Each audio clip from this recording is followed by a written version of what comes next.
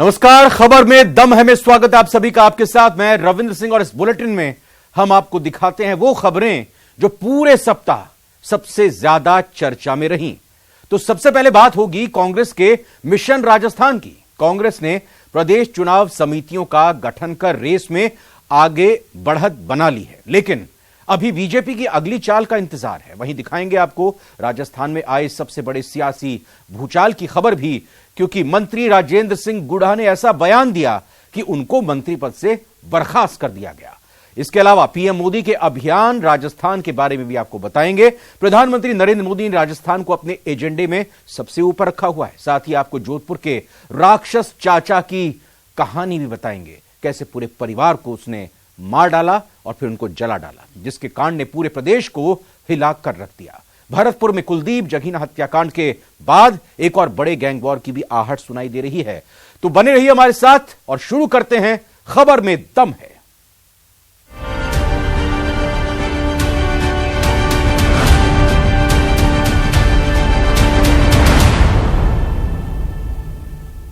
सत्ताईस जुलाई को पीएम नरेंद्र मोदी राजस्थान आएंगे, तो 9 अगस्त को राहुल गांधी, यानी अब चुनाव के लिए सियासी दौरों का आगाज हो रहा है। लेकिन अगर चुनावी तैयारियों की बात की जाए तो कांग्रेस ने प्रदेश चुनाव समितियों का गठन करके रेस में बढ़त बना ली है।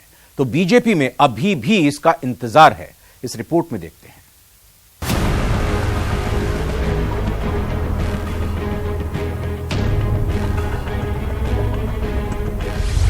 बीजेपी का इंतजार, कांग्रेस की टीम तैयार।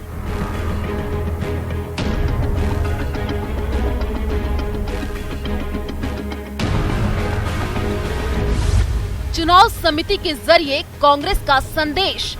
तो मेरे को पता कि अगर कांग्रेस का वर्कर मजबूत था तो पार्टी मजबूत होगी। लीडर का मजबूत होना वो इतनी मायने नहीं रखता जितना पार्टी के वर्कर को मजबूत करना पार्टी के लिए जरूरी है। तो इसलिए मैंने कहा कि आप जो बैठे हैं मेरे लिए के सबसे बड़े लीडर हैं। जो छोटा कार्यकर्ता हो मेरे से ब्लॉक प्रेसिडेंट जो है वो मेरे लिए एमएलए से ज्यादा है। 23 की जंग के लिए कांग्रेस की जोरदार तैयारी। बिल्कुल उनके दौरे की भी है, एक नहीं, खड़गे जी भी आएंगे, प्रियंका जी भी और राहुल जी भी, और ये अब सिलसिला जारी रहेगा। बीजेपी का केंद्रीय नेतृत्व भले ही राजस्थान के ताबड़तोड़ दौरे कर पार्टी के लिए चुनावी माहौल तैयार करने में लगा है, लेकिन प्रदेश अध्यक्ष के पद पर नियुक्ति हो जाने के बाद भी संगठन स्तर और चुनावी रणनीति के स्तर पर कमेटियों के गठन में कांग्रेस बीजेपी से आगे निकल गई है। बीजेपी में चुनाव के लिहाज से चुनाव प्रबंधन समिति का इंतजार बढ़ता जा रहा है, तो कांग्रेस ने इस बार बाजी मार ली है। दरअसल चुनाव समिति के गठन के साथ ही राजस्थान में कांग्रेस ने विधिवत चुनावी तैयारी शुरू कर दी है। कई कयासों के बाद गोविंद सिंह डोटासरा की अगुवाई में कांग्रेस की चुनाव समिति को जातीय और क्षेत्रवार समीकरण के लिहाज से भी संतुलित करने की कोशिश की गई है। कांग्रेस की प्रदेश चुनाव समिति में कुल 29 सदस्य हैं। इस समिति में गहलोत सरकार के 15 मंत्रियों को जगह दी गई है। इसमें सीएम अशोक गहलोत और सचिन पायलट के नाम शामिल हैं। तो पूर्व केंद्रीय मंत्री जितेंद्र सिंह और सीडब्ल्यूसी के सदस्य रघुवीर मीणा को भी जगह दी गई है। तो रामेश्वर डूडी, मोहन प्रकाश, डॉक्टर रघु शर्मा, हरीश चौधरी भी इस समिति के सदस्य बनाए गए हैं। कांग्रेस की प्रदेश चुनावी समिति में जातीय समीकरणों का भी ध्यान रखा गया है। राजस्थान की सियासत के समीकरणों को ध्यान में रखते हुए कांग्रेस की प्रदेश चुनाव समिति में सबसे ज्यादा 5 जाट नेताओं के नाम शामिल हैं। इसके बाद 4 सदस्य गुर्जर, एससी और एसटी के हैं, जबकि 2 सदस्य ओबीसी, ब्राह्मण और राजपूत हैं। 2 सदस्य मुस्लिम, तो एक माली और एक वैश्य है। वहीं एक कुमावत और एक विश्नोई चेहरा भी समिति में शामिल है। शकुंतला रावत और ममता भूपेश के रूप में महिलाओं को भी प्रतिनिधित्व दिया गया है। पहले 2-3 बार हार गए हैं, उनके ऊपर ज्यादा हमारा फोकस है और वहां से हर आदमी को कंसेंसस जो बनाकर ऊपर नीचे से कोई कैंडिडेट नहीं आएगा, कंसेंसस कैंडिडेट आएगा, जो विनेबिलिटी है वो आएगा, जिनका सर्वे में नाम आएगा उनको ही कंसिडर किया जाएगा। अब कांग्रेस में भले ही चुनाव समिति को लेकर जोश हाई है, लेकिन बीजेपी का कहना है कि इससे कोई खास फर्क नहीं पड़ने वाला। अब इस सरकार की भी कोई गारंटी नहीं बची। जनता ने उनको नकार दिया अब कि जिस वादों के आधार पर ये सत्ता में आए उन पे खरा नहीं उतर पाए, और जनता का विश्वास उठ चुका है इस सरकार पे, क्योंकि सरकार ने जो वादा करके सत्ता में आए उन वादों को भूल गए। आपको बता दें कि चुनाव समिति किसी भी पार्टी के लिए सबसे अहम चुनावी समिति है, क्योंकि इसी समिति के पास प्रत्याशियों के चयन का जिम्मा होता है। विधानसभा चुनाव में सीट के आधार पर चयन यही समिति करती है। समिति प्रदेश प्रभारी, प्रदेशाध्यक्ष, संगठन महामंत्री समेत बड़े नेताओं के साथ समन्वय रखकर काम करती है। चुनाव समिति ही दावेदारों की सूची केंद्र में अप्रूवल के लिए भेजती है। इसके बाद केंद्रीय चुनाव समिति इस पर मुहर लगाती है। अब तक खींचतान का शिकार रही कांग्रेस की ओर से चुनाव समिति के गठन के साथ ही चुनावी तैयारियां भी शुरू कर दी गई है। कांग्रेस के मिशन 2023 को आगे बढ़ाते हुए चुनाव समिति के गठन के बाद पीसीसी वॉर रूम में प्रदेश प्रभारी रंधावा ने कांग्रेस नेताओं और कार्यकर्ताओं से मुलाकात की। उनके साथ सह प्रभारी अमृता धवन भी शामिल रही। दोनों ने कार्यकर्ताओं को जीत का मंत्र दिया। एससी, एसटी, ओबीसी माइनॉरिटी पर आज चर्चा विभाग के राष्ट्रीय अध्यक्ष राजेश लिलोठिया जयपुर पहुंचे। लिलोठिया ने यहां प्रदेश प्रभारी रंधावा और पीसीसी अध्यक्ष गोविंद सिंह डोटासरा के साथ मंथन किया। माना जा रहा है कि विधानसभा की 200 में से एससी, एसटी की 59 विधानसभा सीटों को लेकर ये चर्चा हुई। बीजेपी का शीर्ष संगठन प्रदेश में चुनाव प्रबंधन समिति का जल्द ऐलान करेगी, जिसमें संयोजक के साथ ही अन्य सदस्यों के नाम का ऐलान होगा। समिति में संयोजक समेत करीब 15 लोगों को चुनाव प्रबंधन की जिम्मेदारी दी जाएगी। समिति में संयोजक के रूप में पूर्व सीएम वसुंधरा राजे, केंद्रीय मंत्री अर्जुन राम मेघवाल, गजेंद्र सिंह शेखावत सहित कई नाम चर्चा में हैं। संयोजक समेत करीब 15 लोगों को चुनाव प्रबंधन की जिम्मेदारी दी जाएगी। समिति में संयोजक के रूप में पूर्व मुख्यमंत्री वसुंधरा राजे, केंद्रीय मंत्री अर्जुन राम मेघवाल और गजेंद्र सिंह शेखावत समेत कई नाम चर्चा में हैं। कैमरामैन मान सिंह के साथ हितेंद्र शर्मा, न्यूज 18 राजस्थान। राजस्थान के ग्रामीण विकास राज्य मंत्री राजेंद्र सिंह गुढ़ा को मंत्री पद से बर्खास्त कर दिया गया। राजेंद्र सिंह गुढ़ा लंबे समय से सीएम गहलोत और सरकार के खिलाफ बयान दे रहे थे। बर्खास्तगी के बाद भी राजेंद्र गुढ़ा जमकर बरसे और कहा सोमवार को विधानसभा आएंगे, फिर आगे की रणनीति का खुलासा करेंगे। देखिए इस रिपोर्ट को। शुक्रवार को गिरेबां पर संग्राम, शनिवार को डायरी वाला डेयर, अब सोमवार को सदन में होगा महासंग्राम। जी हां, तेवर तल्ख है, अंदाज वही पुराना है। मंत्री पद से बर्खास्त किए जा चुके हैं, लेकिन चिंता सिकन चेहरे पर लेस मात्र भी नहीं है। अब ऐलान कर रहे हैं सोमवार को महासंग्राम की। बर्खास्तगी के बाद तो राजेंद्र गुढ़ा के तेवर और भी ज्यादा सख्त दिखे।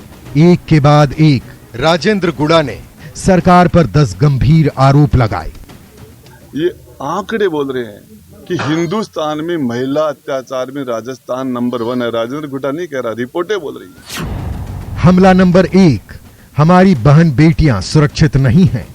हमारी बहन बेटियां सुरक्षित नहीं हैं, ये आंकड़े बोल रहे हैं। हमला नंबर 2, हिंदुस्तान में महिला अत्याचार में राजस्थान नंबर 1। ये आंकड़े बोल रहे हैं कि हिंदुस्तान में महिला अत्याचार में राजस्थान नंबर 1 है। राजेंद्र गुढ़ा नहीं कह रहा, रिपोर्टें बोल रही है। हमला नंबर 3, अपराधियों के अंदर खौफ नहीं है। और किसी के अंदर खौफ नहीं है, डर नहीं है, इसके अंदर ये स्थिति है। हमला नंबर 4, चाहे बर्खास्त कर दें, चाहे जेल में डाल दें, जब तक जिंदा रहूंगा बोलता रहूंगा। चाहे मुझे, आपको बताऊं, मुझे बर्खास्त मंत्रिमंडल से कर दिया, चाहे मुझे जेल में डाल दें, चाहे जब तक जिंदा रहूंगा बोलता तो रहूंगा। हमला नंबर 5, वसूली के खेल में मस्त है पुलिस। मंथली लेने के अलावा कोई काम नहीं। लेकिन इनको तो काम ही कहा, पुलिस को तो मंथली लेने के अलावा कोई काम ही नहीं बचा। सरे आम दारू बिक रही है, सरे आम, और ये सारी की सारी अवैध दारू के रूट पुलिस एस्कॉर्ट करती है। हमला नंबर 6, एक भी दिन मैंने सरकार की तारीफ नहीं की। मैंने कभी भी एक दिन भी सरकार की बढ़ाई नहीं की है। मैं बोलता रहा हूं, मंत्रिमंडल की मीटिंग में भी बोलता रहा हूं, मैं विधानसभा में बोल रहा हूं, और उसका खामियाजा भी मैंने भुगता है। हमला नंबर 7, जब तक मेरा दिल धड़केगा तब तक मैं बोलूंगा। लेकिन मैं जब तक मेरे अंदर मेरे दिल धड़केगा मैं बोलूंगा, मेरा सांस चलेगा तब तक बोलूंगा। हमला नंबर 8, सोमवार को सदन में बताऊंगा कि क्या होगा। परसों विधानसभा में बताऊंगा क्या होगा। पूछूंगा राजस्थान के मुख्यमंत्री से, पट्टी बांध के पांव के बैठे हैं, एक छोटी पांव की पट्टी बांध के बैठे हैं मुख्यमंत्री जी। विधानसभा में क्यों नहीं आगे जवाब देते ऐसी बातों पर?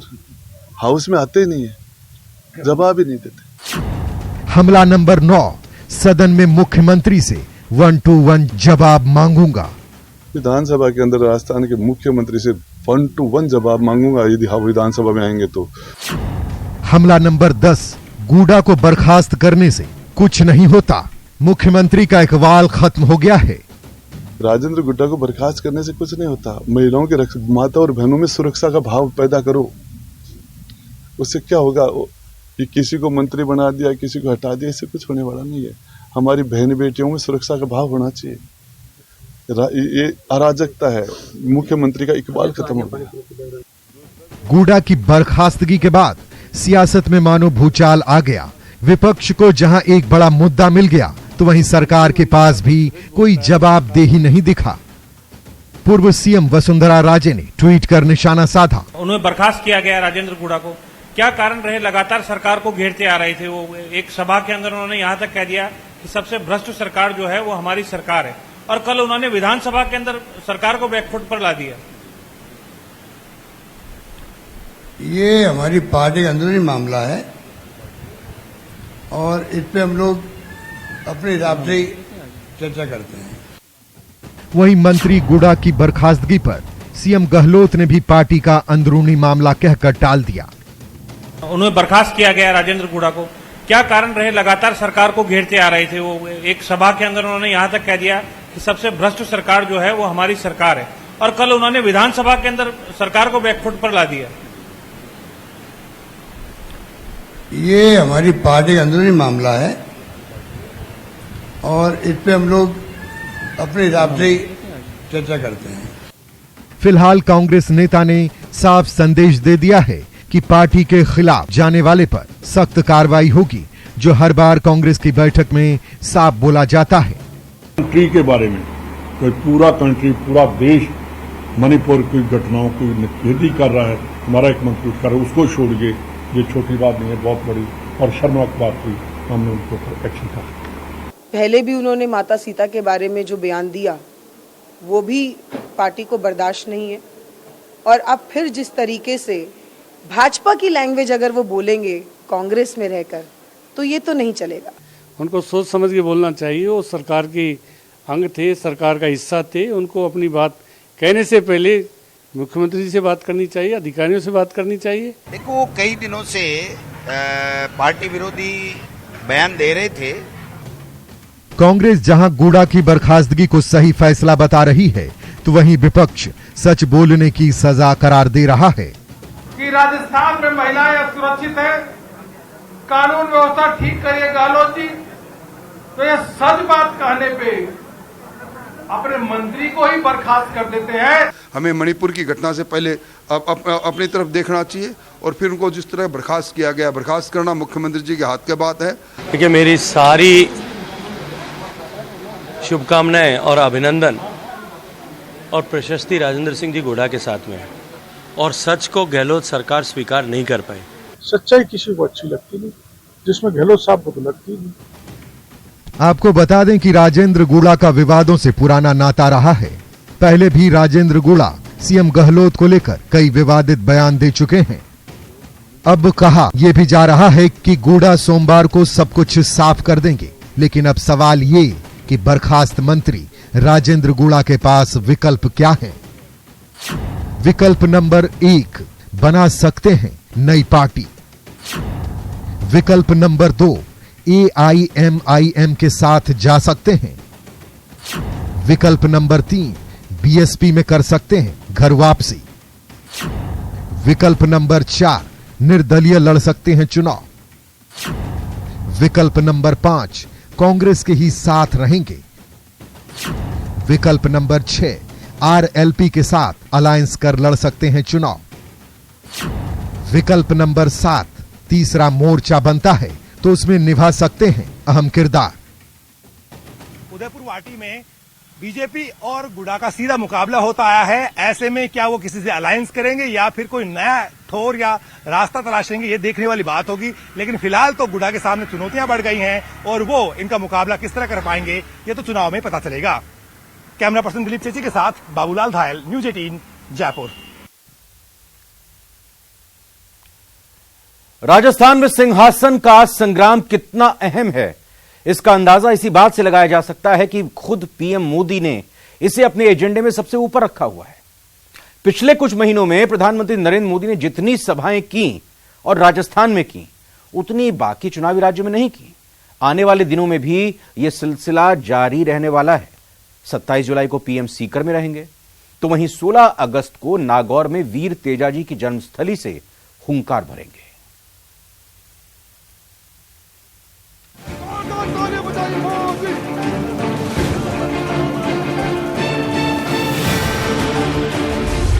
राजस्थान का चुनावी शतरंज।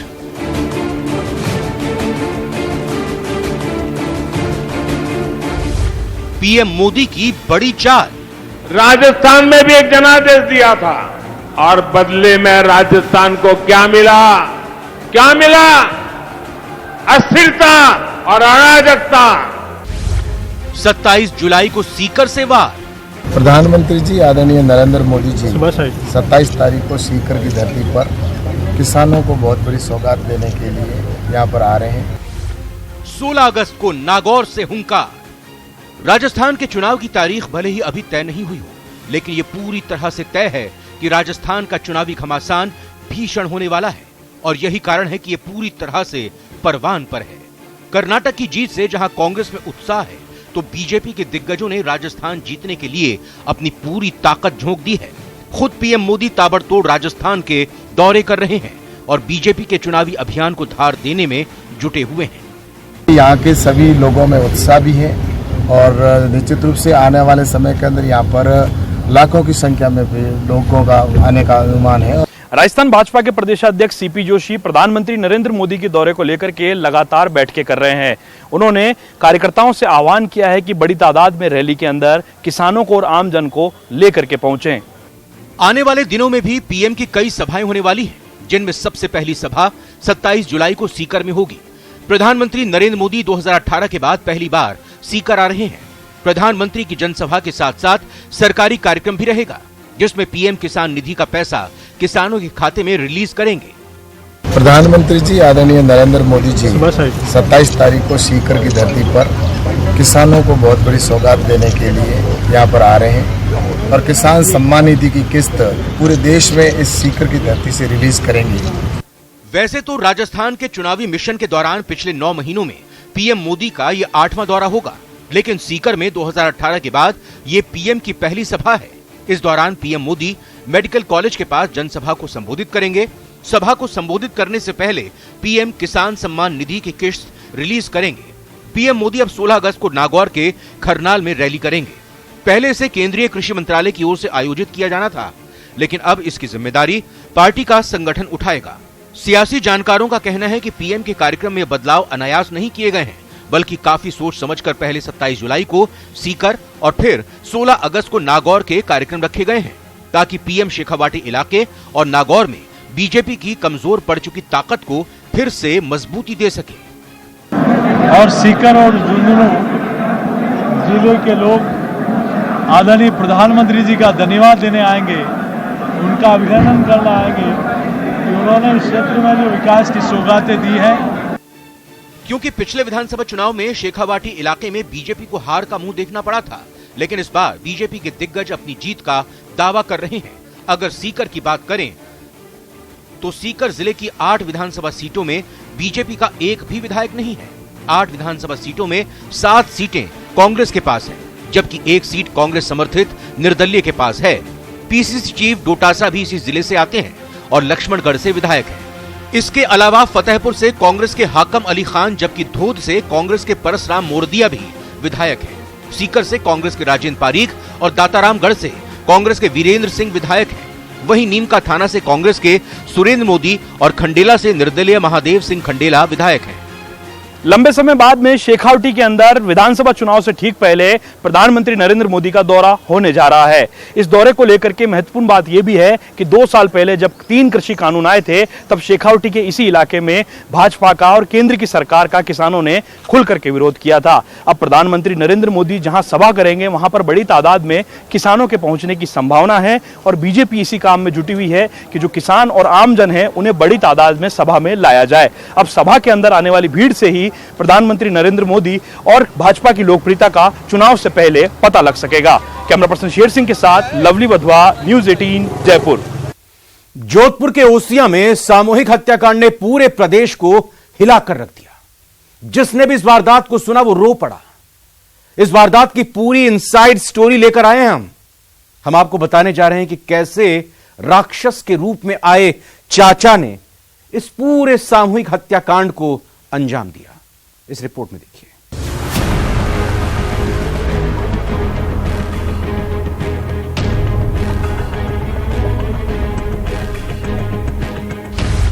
वो चाचा नहीं, राक्षस था।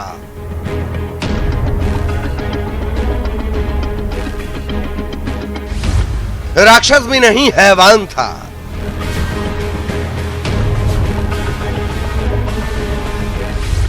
क्या क्या कहें हम उसे।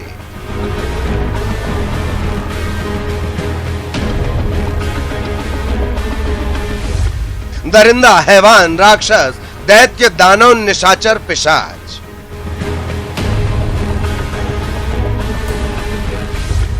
सब कुछ कम है। ये तो मैं समझ रहा हूँ जघन्य से जघन्य अपराध है। एक छोटी सी मासूम अबोध बालिका को, 6 महीने की बालिका को उसे मार के चूल्हे में डाल दिया और इनको तीनों को गला काट कर एक ऐसे डेड बॉडी के ऊपर दूसरी डेड बॉडी, दूसरे के ऊपर तीसरी, इस प्रकार का जघन्य अपराध तो इस ऐसा समाज के अंदर कभी भी इस प्रकार का मैं समझ रहा हूँ बहुत ही एकदम हृदय विदारक है। 6 माह की मासूम मनीषा पूरे परिवार की लाडली थी। रोती थी तो परिवार सारे काम छोड़कर उसको संभालने के लिए दौड़ा चला आता था। लेकिन बुधवार की सवेरे उस मासूम ने वो दर्द झेला जिसका जिक्र करने से ही कलेजा कांप जाएगा। सुबह 4 बजे का वक्त था। एक राक्षस आया। उसने गहरी नींद में सो रही 6 महीने की मनीषा को गोद में उठाया और जिंदा ही धधकती आग में फेंक दिया। सिर्फ 6 महीने की मनीषा ने उस धधकती आग में कुछ सेकंड में जितना दर्द झेला होगा उसकी कल्पना भी नहीं की जा सकती। जमीन विवाद और भाई की हत्या के शक में एक हंसता खेलता पूरा परिवार खत्म कर दिया गया और इतनी बेरहमी से जिसका अंदाजा भी लगाया तो रूह कांप जाएगी। चाचा, चाची, भाभी और केवल 6 महीने की चचेरी बहन जिसने अब तक दुनिया भी नहीं देखी थी, उसको जिंदा ही धधकती आग में फेंक दिया गया। राक्षस पप्पूराम की पाप कथा। ओसिया में सामूहिक हत्याकांड। पहले सभी को कुल्हाड़ी से काटा, फिर लाश को घसीटकर आंगन में लाया। एक साथ रखकर लगा दिया। भतीजे ने ही चाचा का परिवार मिटाया।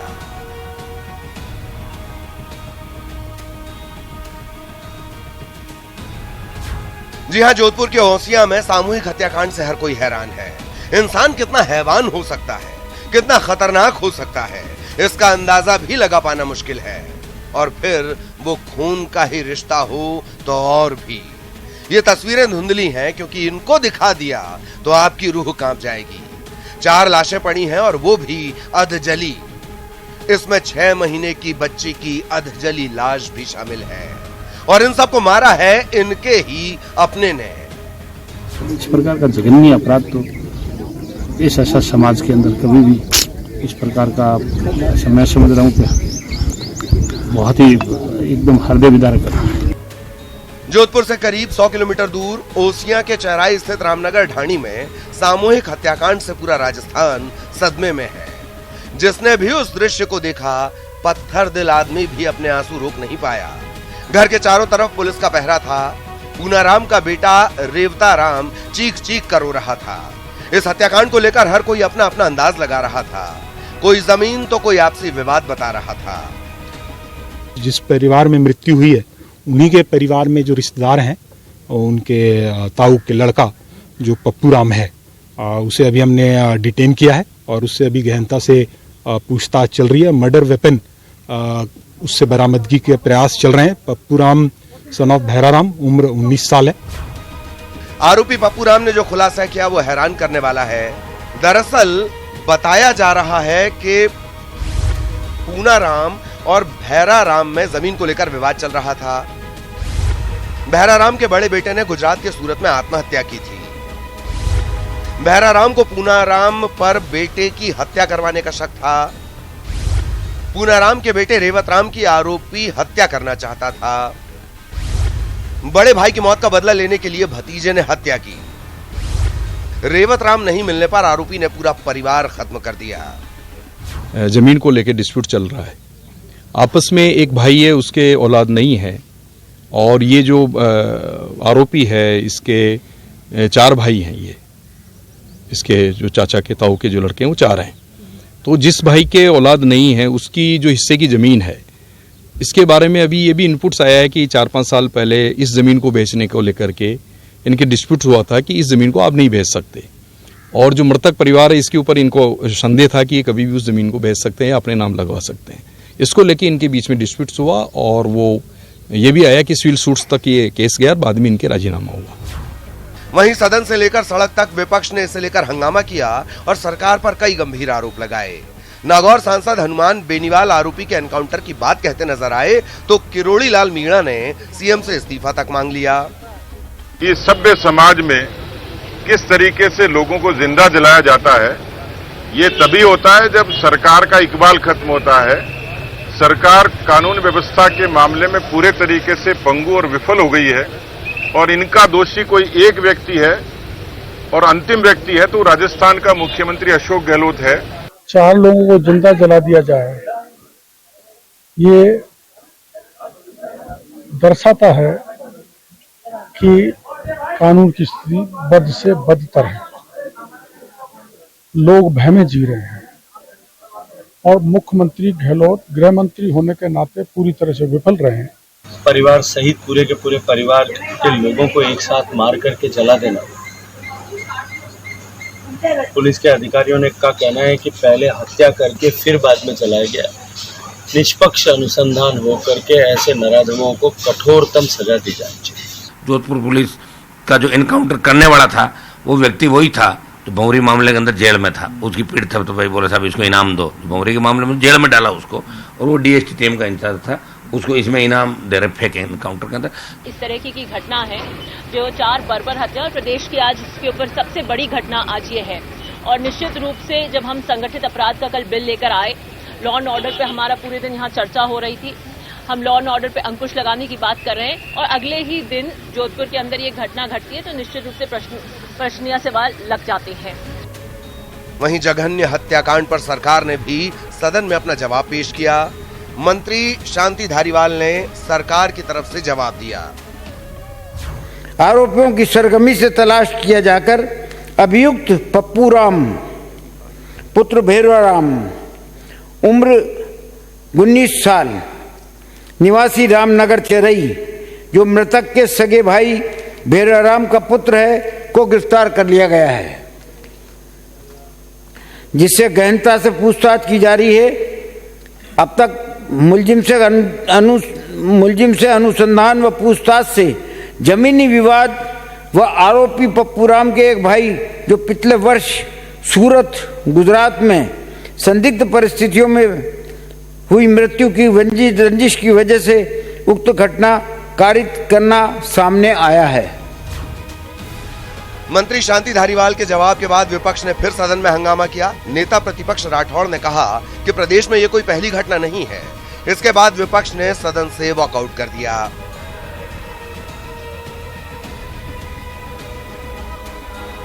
वहीं सामूहिक हत्या के बाद दोनों भाई गांव के लोगों के साथ बाहर ही धरने पर बैठ गए। करीब 40 घंटों तक धरना प्रदर्शन चलता रहा। इसके बाद प्रशासन प्रतिनिधि मंडल के बीच सहमति बनी और परिजन दाह संस्कार के लिए तैयार हुए। फिलहाल परिवार के 2 सदस्यों को संविदा पर सरकारी नौकरी, परिजनों की सुरक्षा के लिए पुलिस चौकी के साथ साथ सीएम से पीड़ित पक्ष की मुलाकात करवाकर मुआवजा दिलाने के आश्वासन पर सहमति बनी है। जोधपुर के ओसिया से कैमरा पर्सन समीर खान के साथ रंजन दवे, न्यूज 18 राजस्थान। भरतपुर में कुलदीप जगीना हत्याकांड को अभी कुछ ही समय बीता है, लेकिन अब एक बार और बड़े गैंग वॉर की आहट सुनाई दे रही है और इस आहट का अंदेशा भी उन्हें ही दिया गया है जो खुद गैंग वॉर के सबसे बड़े किरदार रहे थे। लेकिन मौत के सौदागरों को जब अपनी ही मौत का संदेशा मिला तो खुद को पुलिस के सामने ही सरेंडर कर दिया। इस रिपोर्ट में देखिए।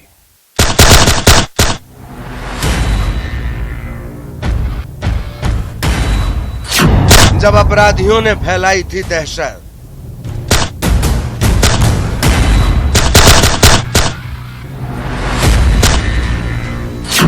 गोलियों की तड़तड़ाहट से गूंजा था टोल प्लाजा।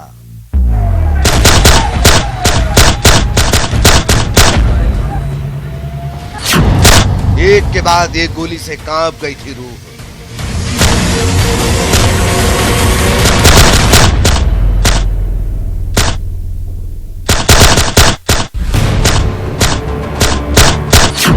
नहीं दिखा था खौफ, न हुई थी कोई चूक। भरतपुर में गैंगवार की ऐसी कहानी लिखी गई जो सदियों तक शासन, प्रशासन और लोगों की जुबान पर याद रहेगी। पहले हत्या और फिर बदले की आग में हत्या, मतलब सबसे बड़ा गैंगवार। और ये पहला नहीं, राजस्थान में अब तक 3 इस तरह की वारदातों को अंजाम दिया गया है। नागौर में हिस्ट्री सेटर संदीप सेठी की दिन दहाड़े हत्या की गई, गैंगस्टर राजू ठेठ की हत्या की गई और फिर गैंगस्टर कुलदीप जगीना की 7 से 8 पुलिसकर्मियों के बीच गोलियों से भूनकर हत्या कर दी जाती है। और यह सच राजस्थान का काला और एक घिनौना सच, मतलब गैंग ऑफ राजस्थान।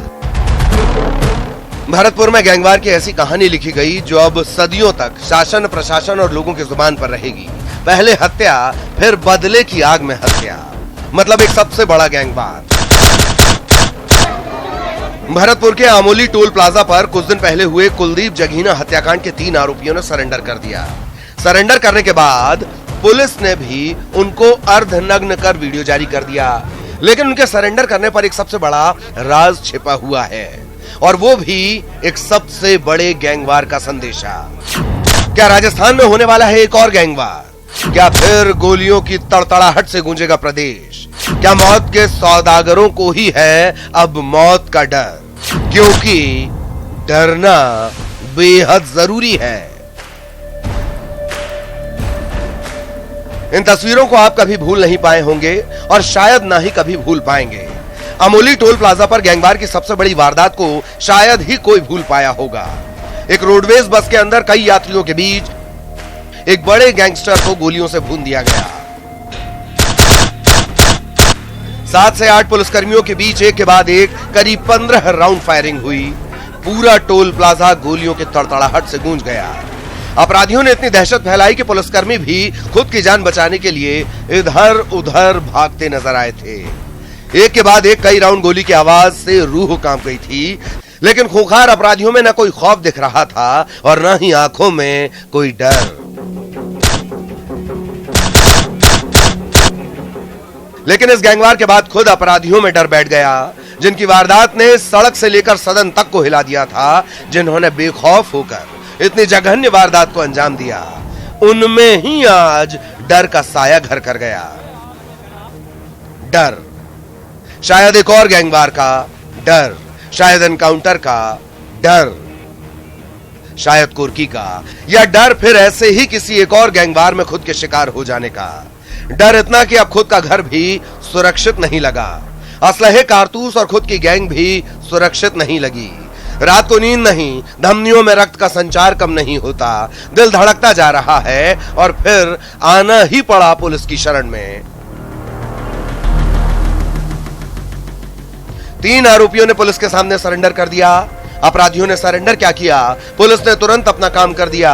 वाहवाही बटोरनी थी या प्रदेश के अपराधियों को एक बड़ा मैसेज देना था, यह तो पता नहीं, लेकिन पुलिस ने तुरंत अपराधियों के कपड़े उतरवाकर वीडियो जारी कर दिया और तर्क दिया आमजन में विश्वास और अपराधियों में डर के स्लोगन का।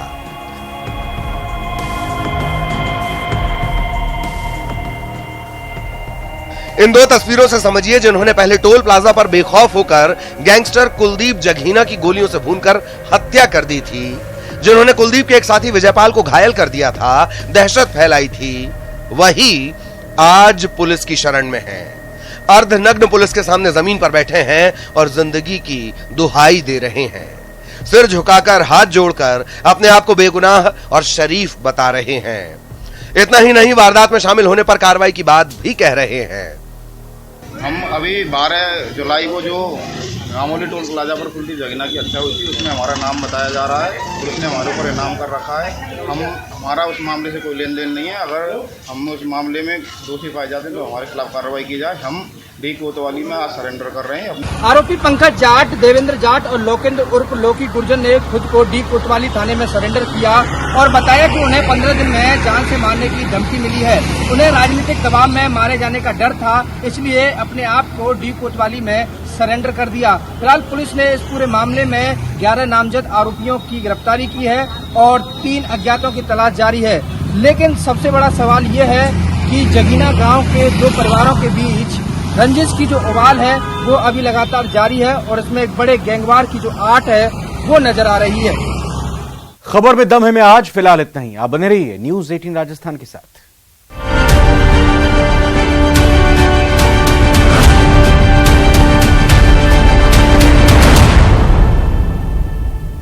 26